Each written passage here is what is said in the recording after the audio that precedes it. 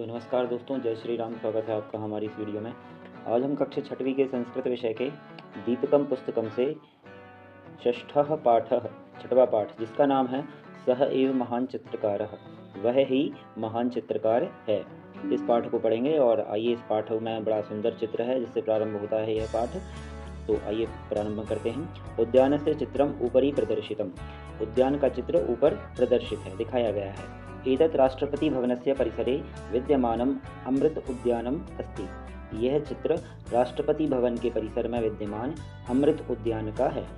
अत्र शताधिक प्रकारकाणि पाटल पुष्पाणि सन्ति, यहाँ पर 100 से अधिक प्रकार के गुलाब के फूल हैं। सामान्यतः 5,000 अधिकानि ऋतु पुष्पाणि च सन्ति, और सामान्य तौर पर लगभग 5,000 से ज़्यादा ऋतुओं के पुष्प, अलग अलग ऋतुओं के पुष्प हैं। रमणीयः निसर्गः विविधैः वर्णैः सर्वेषां चित्तम् आकर्षति, रमणीय प्रकृति का, निसर्गः अर्थात प्रकृति के विभिन्न रंगों से वर्णों से, ठीक है, सर्वेषां चित्तम् आकर्षति, सभी का चित्त मतलब मन आकर्षित करता है। अस्मिन् पाठे तादृशानां वर्णानां परिचयं प्राप्नुमः, इस पाठ में हम वैसे वर्णों का परिचय प्राप्त करेंगे। तो इस पाठ में कक्षा शिक्षक और छात्रों के बीच का संवाद है कक्षा में, और उस माध्यम से प्रकृति के विभिन्न सुंदर रंगों का वर्णन किया गया है। तो सबसे पहले शिक्षक कहते हैं वयम छात्राः वयम अत्र किम किम पश्यामः, शिक्षक कहते हैं हम अत्र अर्थात यहाँ पर किम किम पश्यामः, क्या क्या देख रहे हैं। ये आप पास में चित्र देख रहे होंगे, उसके बारे में शिक्षक पूछते हैं कि इस चित्र में हम क्या क्या देख रहे हैं। तो श्रद्धा कहती है सर्वत्र विविधानि पुष्पाणि, सब जगह अनेक प्रकार के फूल हैं, और हरितानि पर्णानि, और हरे पत्ते हैं, खगाः जंतवाः च सन्ति, और पक्षी हैं और बहुत सारी जीव जंतु हैं, यह सब हम देख रहे हैं, ठीक है।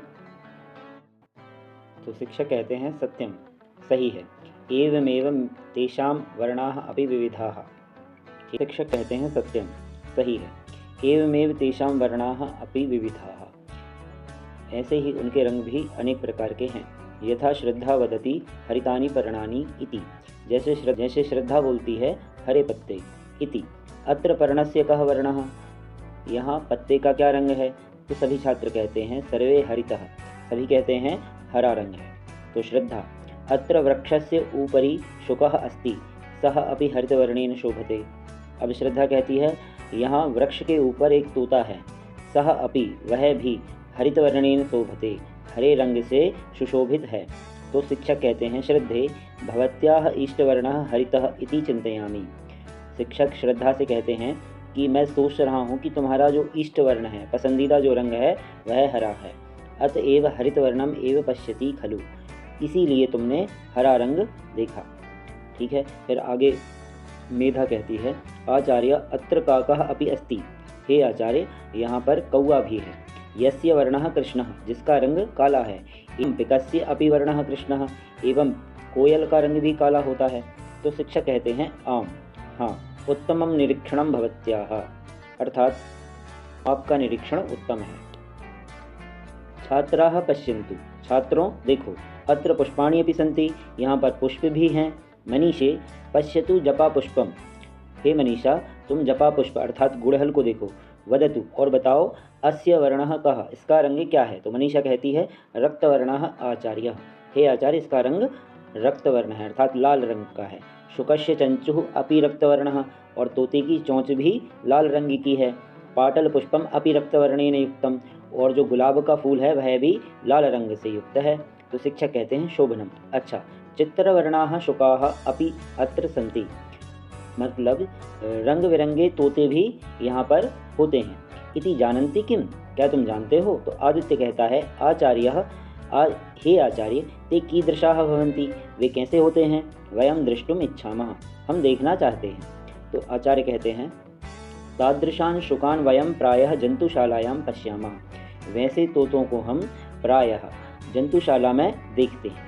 तेषां पक्षाः नीलाः, उनके पंख नीले होते हैं। पीताः, पीले भी होते हैं। और रक्ताः च भवन्ति, और लाल रंग के भी होते हैं। तो मंजुल कहता है हे आचार्य पाटल पुष्पाणि अपि विविध वर्णयुक्तानि भवन्ति, गुलाब के फूल भी अनेक रंगों के होते हैं। मम उद्याने पीतवर्णानि श्वेतवर्णानि नीललोहितवर्णानि केसरवर्णानि च पाटलपुष्पाणि सन्ति। तो मंजुल कहता है कि हे आचार्य, गुलाब के फूल भी अनेक रंगों के होते हैं और मेरे उद्यान में पीले रंग के, सफ़ेद रंग के, नीललोहित मतलब जामुनी कलर के, केसर वर्णानी और केसरिया रंग के गुलाब के फूल हैं। तो शिक्षक कहता है उत्तमम, बहुत अच्छा। पश्यन्तु हंसः श्वेतः, देखो हंस सफ़ेद रंग का होता है, तथा अन्य के श्वेत वर्णाः, तथा अन्य और कौन कौन श्वेत रंग के होते हैं। तो मेधा कहती है आचार्यः बकः शशः च, हे आचार्य, बगुला और शशः अर्थात खरगोश भी सफ़ेद रंग के होते हैं, तथा भवतः प्रावारकम अपि श्वेतम, और आपका जो कोट है वह भी सफ़ेद रंग का है। तो शिक्षक कहता है शिक्षकः आम सम्यक, हाँ बहुत अच्छे। सर्वे स्वस्य अन्येषां च वस्त्राणां वर्णान् अवलोकयन्तु, सभी अपने कपड़ों के और अन्य लोगों के कपड़ों के रंगों को देखो। मंजुलः आचार्य, इंद्रधनुः तु बहुवर्णमयं खलु, हे आचार्य, इंद्रधनुष तो बहुत रंग का होता है। तत्र सप्तवर्णाः भवन्ति, वहाँ 7 रंग होते हैं। शिक्षक कहते हैं आम, सर्वः अपि निसर्गः बहुवर्णमयः, अर्थात हाँ, सभी पूरी प्रकृति ही बहुवर्णमयः अर्थात अनेक रंगों की है। तेन संसारः सुंदरः, जिससे कि संसार सुंदर है। वर्णैः एव अस्माकं जीवनम अपि मनोरमं भवति, वर्णों से ही, रंगों से ही हमारा जीवन भी मनोरम होता है। तत्र वर्णयोजकः चित्रकारः कः इति जानन्ति किम, क्या ये जो रंग बिरंगे जो रंग हैं उनको बनाने वाला चित्रकार कौन है, क्या जानते हो? किम जानन्ति, तो सर्वे उच्चैः, सभी जोर से कहते हैं कि परमेश्वरः परमेश्वरः, कहते हैं आम, सह एव महान चित्रकारः, हाँ वह ही महान चित्रकार है। तो इस पाठ में बताया गया है कि जो इस प्रकृति जो इतनी सुंदर है, इतनी रंग बिरंगी है और विभिन्न प्रकार के नई नई यहाँ पे जीव जंतु, पशु पक्षी और सुंदर सुंदर आपको फूल देखने को मिल रहे हैं, ये जो सारी सृष्टि है उनको बनाने वाला कौन है? तो इसका उत्तर है ईश्वर, परमेश्वर, ठीक है ना। वह ही महान चित्रकार है जिसने इस संसार को रचा है। अब हम इस पाठ का अभ्यास कार्य करेंगे। तो आइए दोस्तों, अब इस पाठ का अभ्यास कार्य करते हैं, जिसमें पहला वाला प्रश्न है पाठस्य आधारेण प्रश्नानाम उत्तराणि एक पदेन लिखन्तु, पाठ के आधार पर प्रश्नों के उत्तर एक शब्द में दीजिए। तो इसका पहला वाला प्रश्न है जपा पुष्पस्य वर्णः कः, तो जो गुड़हल का फूल होता है उसका रंग क्या होता है? तो उत्तर हो जाएगा रक्तवर्णः, ठीक है। अगला प्रश्न है शुकः केन वर्णेन शोभते, तोता किस रंग से सुशोभित होता है? तो उत्तर हो जाएगा हरितवर्णेन। अगला प्रश्न है श्रद्धायाः इष्टवर्णः कः, तो उत्तर हो जाएगा हरितवर्णः। अगला प्रश्न है कः महान चित्रकारः, कौन महान चित्रकार है? तो उत्तर हो जाएगा परमेश्वरः। अगला प्रश्न है आदित्यः कान् द्रष्टुम इच्छति, आदित्य किसको देखना चाहता है? तो उत्तर हो जाएगा चित्रवर्णः शुकाः, ठीक है। इसके बाद अगला वाला प्रश्न है पूर्ण वाक्येन उत्तरत्, तो पूर्ण वाक्येन जो प्रश्न उत्तर हैं वो आपके एग्ज़ाम में आते नहीं हैं, इसलिए आप फिर भी अगर चाहते हैं तो इसके उत्तर देख सकते हैं। बाकी इसके बाद में अब हम तीसरा वाला प्रश्न करेंगे, जिसमें उचित वर्णेन सह शब्दम योजयन्तु, उचित रंग के साथ में आपको शब्द को जोड़ना है।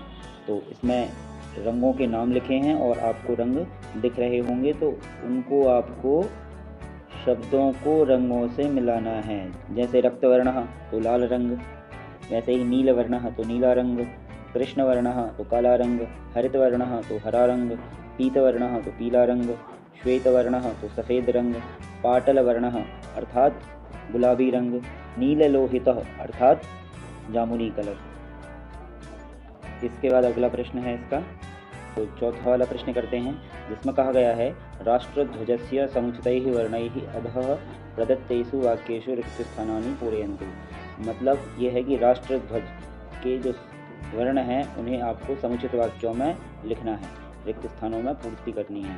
तो ऊपरी वर्णः अस्ति, तो सबसे पहले ऊपर कौन सा रंग होता है? तो केसरिया रंग। फिर इसके बाद में केसरिया रंगों को हम क्या कहेंगे? केसर वर्णः, तो वाक्य हो जाएगा ऊपरी केसर वर्णः अस्ति। बीच में होता है श्वेत वर्णः सफ़ेद रंग, तो दूसरे वाले में हो जाएगा मध्ये श्वेत वर्णः अस्ति। वैसे ही तीसरे वाले में नीचे कौन सा रंग होता है? नीचे होता है हरा रंग, तो इसमें वाक्य में आ जाएगा अधः, हरे रंगों को क्या कहते हैं? हरितवर्णः, तो हो जाएगा वाक्य अधः हरितवर्णः अस्ति। फिर चौथे वाले में बनेगा ध्वजस्य केंद्रे नीलवर्णः अस्ति। नीलवर्णः कैसे, तो नीले रंग का चक्र होता है झंडे के बीच में, तो वाक्य में नीलवर्णः आ जाएगा। फिर इसके बाद देखेंगे पांचवा वाला प्रश्न, जिसमें कहा गया है प्रश्नानाम उत्तराणि एक पदेन लिखन्तु, प्रश्नों के उत्तर एक पद में दीजिए। पहला वाला प्रश्न है केशानाम वर्णः कः, बालों का रंग क्या होता है, तो कृष्णः। दूसरा ख वाला है आकाशस्य वर्णः कः, आकाश का रंग क्या होता है, तो नीले रंग का होता है आसमान, तो नीलवर्णः। ग वाला है कदली फलस्य वर्णः कः, केले का रंग क्या होता है, तो पीतः।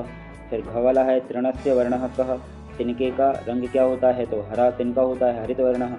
फिर है महिषस्य वर्णः कः, भैंस का रंग क्या होता है, तो वो काले रंग की होती है, तो कृष्णवर्णः। फिर मयूरस्य वर्णः कः, मयूर अर्थात मोर का रंग क्या होता है, तो मोर रंग बिरंगी होती है, तो मयूरस्य वर्णः कः, तो उत्तर हो जाएगा चित्रवर्णः अर्थात रंग बिरंगी। इसके बाद अगला वाला प्रश्न देखेंगे, जिसमें कहा गया है रेखा चित्रेषु निर्दिष्टान वर्णान पूरयन्तु, मतलब जो आपको चित्र दिख रहे हैं और उनके नीचे उनका रंग भी लिखा हुआ है, तो उन चित्रों को आपको उन रंगों से भर देना है। जैसे पहला है तोते का रंग, तोता बना हुआ है, उसको हरितः। पाटल अर्थात गुलाब बना हुआ है, तो उसको आपको गुलाबी रंग से भर देना है। फिर नील जो शर्ट है वह आपको नीले रंग से कलर करनी है। रक्तवर्णः, ये जो अगला फूल है वह लाल रंग से फिल करना है आपको। फिर सेब का फल है उसे आपको केसर रंग से फिल करना है। फिर श्वेत जो गाय का चित्र बना हुआ है उसे आपको सफ़ेद रंग से फिल करना है। पीतः, केले का चित्र बना हुआ है उसे आपको पीले रंग से भरना है। फिर कृष्णः, ये कौवे का चित्र है अंत में, उसको आपको काले रंग से फिल करना है, भरना है। ठीक है, इसी के साथ में ये आपका पाठ समाप्त हो जाता है। आशा है आपको समझ में आया होगा। धन्यवाद। जय श्री राम।